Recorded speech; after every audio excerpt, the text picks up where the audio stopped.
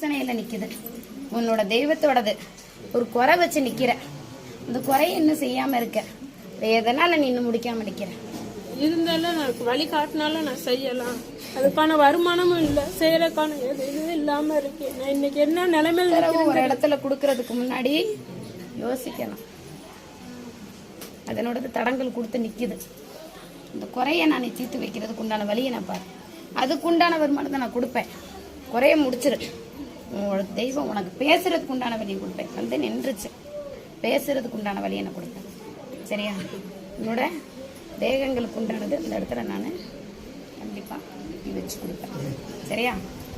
செய்யற தொழிலுக்கு எந்த ஒரு இது இல்லாம இருக்கு. எங்க போனா என்ன சொன்னேன்? ஏத்தி கொடுக்குறேன், அதுக்கு உண்டானதை நான் பண்ணி கொடுப்பேன். உங்க தெய்வத்துக்கு நீ செஞ்சிரு. சரி, அதை வைக்காத, தடங்கள் கொடுக்காத. குறைக்கு உண்டானது ஆதி காலத்துல இருந்தே வருது. சரியா? பார்த்து சூதானமா இருக்கும். அடுத்தவங்க பேச்சு அந்த இடத்துல எடுபடக்கூடாது. சரியா? மனைக்கு கட்டுறதுக்கு கண்டி கொடுத்துறேன்.